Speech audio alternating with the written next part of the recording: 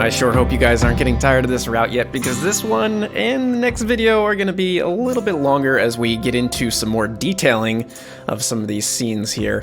And today we're going to be working around, I don't know what part of the route this is known as, what town this is, but we're going to be doing some work on a orchard here, which it was extraordinarily tedious to build, but I'm really happy with how it turned out. And I think you guys will agree by the end of it. It was a lot of work. It was a lot of tree placing in very specific places, as you'll see in just a moment. But the overall look is just really, really great. So as we're progressing through this video, or through this part of the route, and then the next one, and then the next video after that, I'm going to be getting into more detail work, trying to spend a little bit more time per scene. And I think maybe, what episode is this? This is number 5. So we've got number 6, I've already got pre-recorded. Number 7 will be another build. And then I think after that, we're pretty much going to be done with the main meat and bones of this route.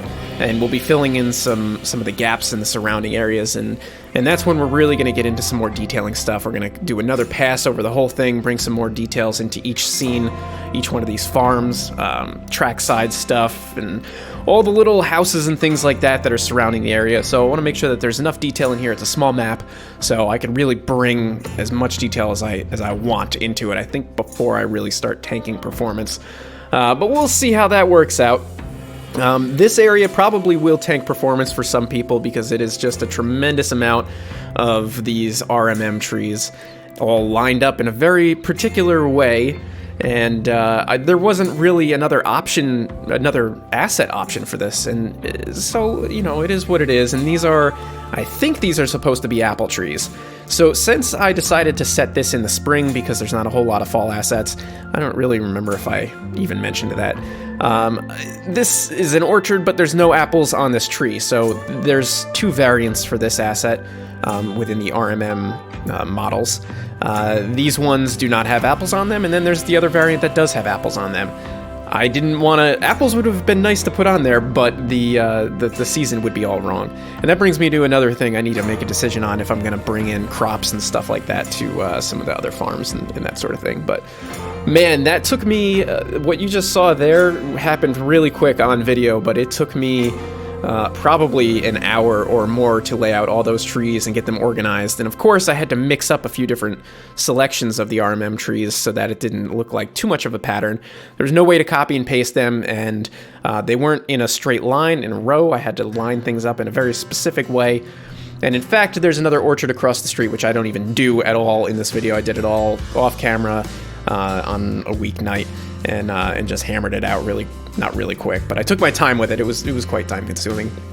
But this area, this orchard, I really like. I did an orchard on the P&B, and this sort of reminds me of what inspired that particular build. And I'll just mention it again for people who are newer.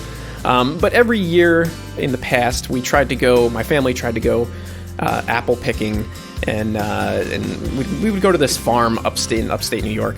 And we would go with my grandfather, and it was always a really great time. There was cider and apple cider donuts and all the normal orchard things there. But they also had like a little farm stand where you could go pick some tomatoes and other fresh crops and stuff like that. And this farm, according to Google Earth, has a very similar setup. So I was drawing some inspiration from the farm/orchard that I would go to when I was growing up over the years, and also what information I could gather from Google Earth. And luckily, the main road there does have Street View, so I was able to get into Street View and look at some of the details in this area and try to match it up as close as I can. But for the most part, this is sort of proto-freelanced, I guess you could say. I'm taking inspiration from the real thing, but I'm combining it with some fictional elements because I don't know what all the details are. And I'm not so invested in this project that I'm going to go online and look up photographs of every single area and try to incorporate those in verbatim. It's not worth my time to do that. This is supposed to be a quick build, and I want to use mostly download station assets and try to keep it as contained as I can while putting in a lot of detail. But I really liked this little element, the little farm there, the garden, I guess you could call it. It's not really a farm.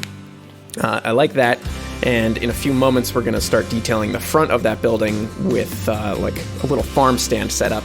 And I kind of picture this as the type of place that would also have ciders, so maybe like a cidery.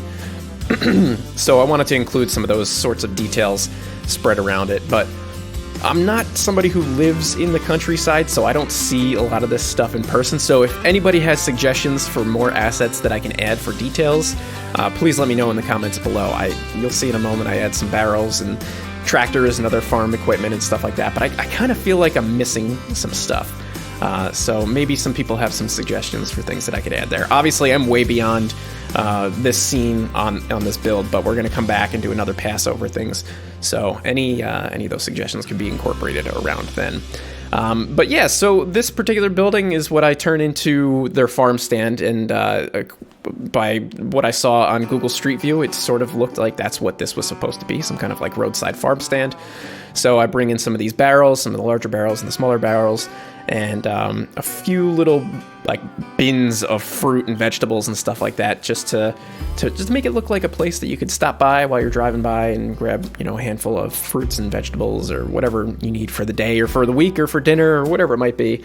And I like the way that it turned out. It's definitely something I haven't done before, but I really enjoy how it looks, and it feels like a real place to me, like I've been here for sure.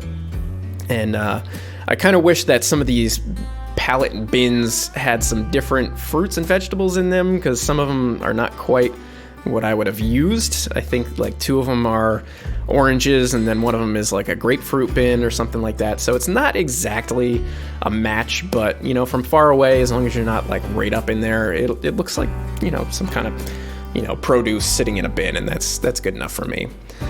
So now we're focusing down on the lower area, again, just trying to bring in some more of these crates. Maybe they put all their apples in there, collect them at the end of the season. These are the empty ones because we're out of season right now.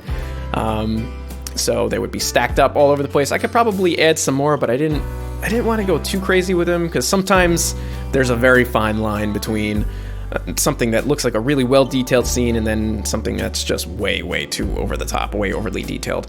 So I wanted to make sure I didn't go too over the top with it, but I think that this works for now. Like I said, there's some other elements that I'd like to incorporate in here that I feel like I'm missing, but I might need to get on the internet and Google some photos of some farms in Pennsylvania and see what kind of stuff I might be missing. So speaking of assets, I might as well talk about this now because it's on my mind.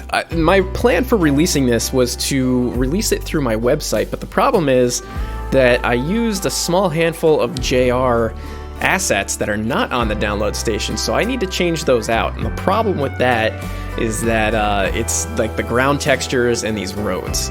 So the route, over the next few episodes, I'm going to continue to use these assets just to have some sort of consistency over the whole thing.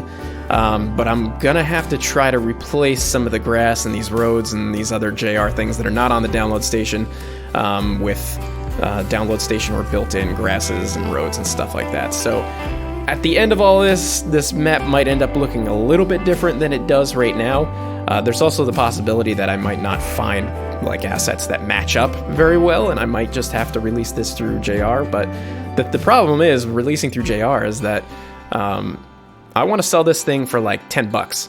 There's not going to be any sessions for it. There's not going to be any content for it. It's just going to be a map. So I kind of figured they might not be interested in doing that.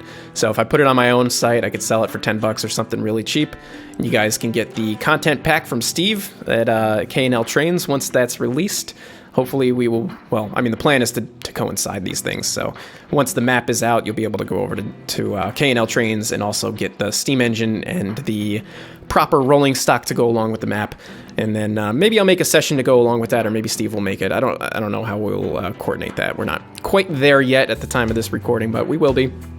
And it's gonna be pretty awesome. I mean, operations are gonna be very simple with this build. It's only like 3 miles long or something like that, so it's really just an out and back, really nice scenic excursion. I could definitely see you guys expanding on this in some way.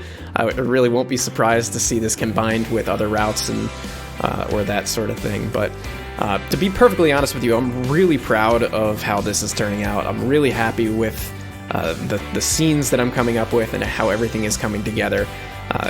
Personally, I kind of feel like this might be some of my best work so far, so I'm gonna pat myself on the back with that, which I don't ordinarily do. but I'm very happy and very proud with how this is turning out. And the other thing that I'm really happy with is this combination of trees and shrubs, which I might as well talk about quick. You'll notice that I always use these RMM trees. I might switch to something else in the future. There's some other trees out there that I might experiment with, but right now, I think this mixture of the trees and the shrubs and the grass looks really great. And one of the things that's really helping is the undergrowth, is this cust, I think, K-U-S-T. You'll see me placing tons of these underneath the trees, and they match up and they blend so well with the regular tree growth, and it looks like you get these really like big, thick, shrubby areas underneath trees, just like in real life.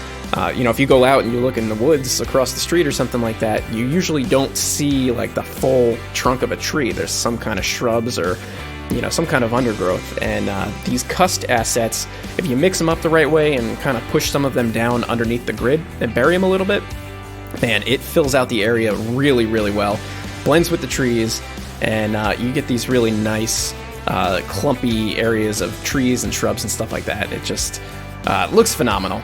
But now we're coming up to the end, and I've got one like closing cinematic where we'll just fly over the area, and that's coming up in just a second here.